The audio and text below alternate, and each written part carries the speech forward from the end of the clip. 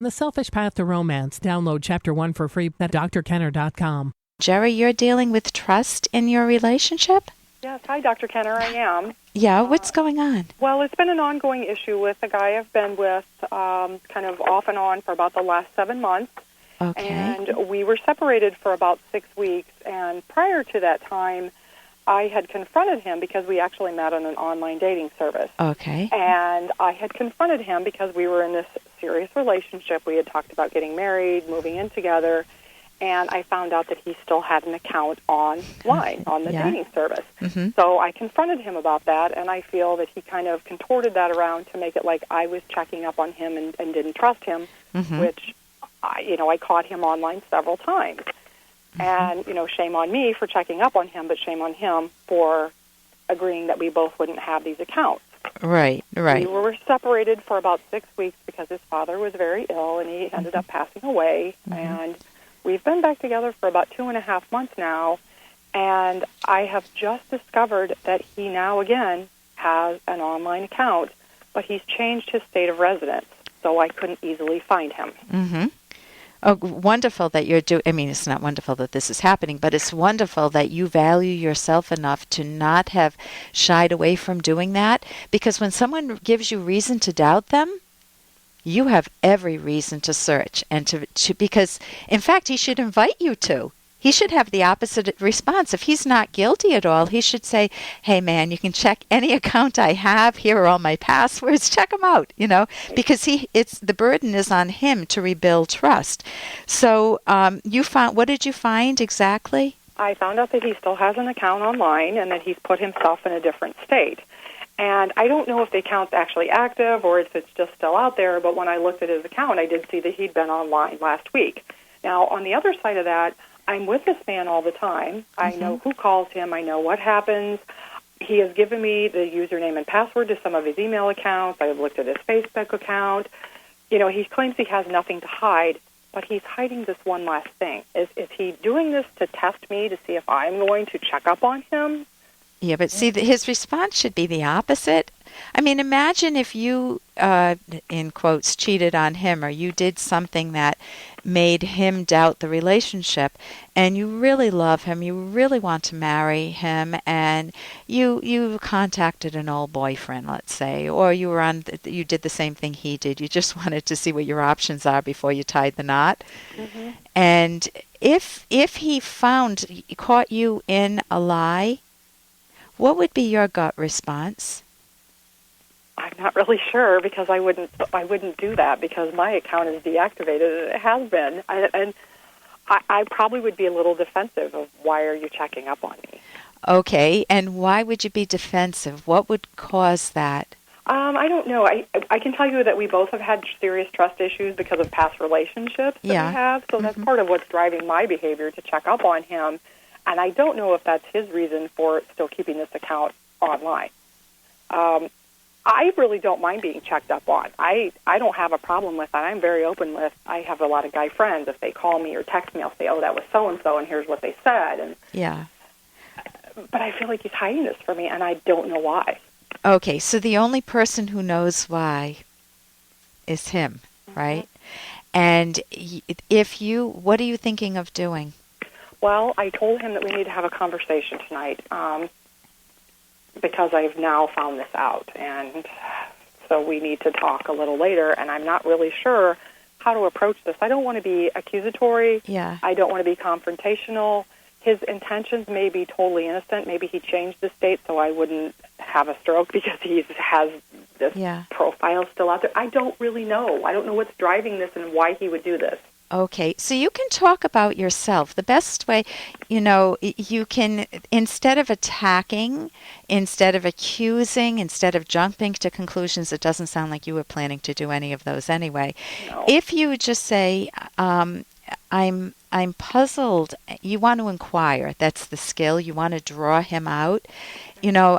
I'm puzzled, and I felt like things were getting back together, and I'm confused. Words like puzzled and confused usually invite, if they're not said, I'm puzzled, not in anger, but they're usually very inviting words because a person wants to help you put the puzzle together or help you clear the fog if you're confused. I'm puzzled, I'm confused. We've both had some trust issues in the past, and, I did a quick check, and I found, or if you've been tracking it more, you can say, I was tracking because I needed a way to rebuild the trust, and I know you've given me passwords, and I found this. And then just pause. Okay. And see if he'll talk. And if he says, you're checking up on me again, how will I ever trust you? If he comes back very defensive, you can say, I can hear that you're concerned, and we both have trust issues. Let's talk about this. Help me understand you better. Help me understand you better is much better than saying, why did you do this to me? Right.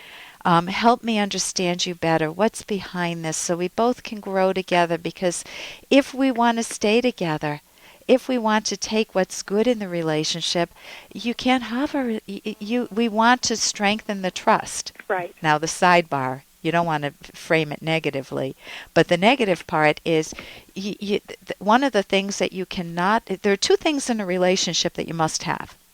Number one is trust. Number two, and they can flip order too, is communication. If you guys don't talk, then it's no good. So you can just say, I want to build the trust, I want to build the communication, and we can both learn from this. Be prepared that he may attack you for a day, but let it simmer down. Let him, and if you don't counterattack, it's much more likely that he will cool down and be willing to talk a little bit. Maybe he'll do it right away. But that's your best chance. Okay. So, listen, thank you so much for the call. And we have a whole section. I've written a book with Dr. Ed Locke and we have a whole section on what I was just talking about. What are the essentials in a relationship, and how do you grow closer? How do you build trust? And the book is The Selfish Path to Romance, and you can get it at Amazon.com. And it's by Ed Locke, L-O-C-K-E, and myself, Dr. Ellen Kenner. So we have wonderful exercises. You guys could read it together and enjoy it. Thank you so much, Jerry, for your call. Thank you for the advice. Okay, you're welcome. Okay, you too. And here's a little more from Dr. Kenner. No, don't ever hire an architect who is a genius. I don't like geniuses. They're dangerous. How's that? A man abler than his brothers insults them by implication. He must not aspire to any virtue which cannot be shared. And have you been around anyone who's been envious of you? They don't want you to excel. They don't want you to do well in a sport. They feel like, if you do well, how will your brother feel? You shouldn't show off. And maybe it's not showing off. Maybe it's just that you excel. Or maybe you do well in school and you feel like, people are alienating you. They don't like you. And it's not your personality. It's because you're successful, or it could be that you're successful in a career. If you're dealing with envy, not because, and genuine envy, and it's not that you're an obnoxious person, it's just that you're wanting to succeed in life and you're wanting to do things well, and you don't know how to deal with an envious partner or an envious friend, or a former friend, hopefully, or an envious coworker, or maybe an envious parent. I've dealt with clients whose parents have been envious of their success because the parents never succeeded. So instead of cheering the child on, they become envious. For more Dr. Kenner podcast, go to drkenner.com and please listen to this ad. Here's an excerpt from The Selfish Path to Romance, the Serious Romance Guidebook by clinical psychologist Dr. Ellen Kenner. Another virtue that makes you lovable is productivity. Productivity is the process of creating material values, goods or services.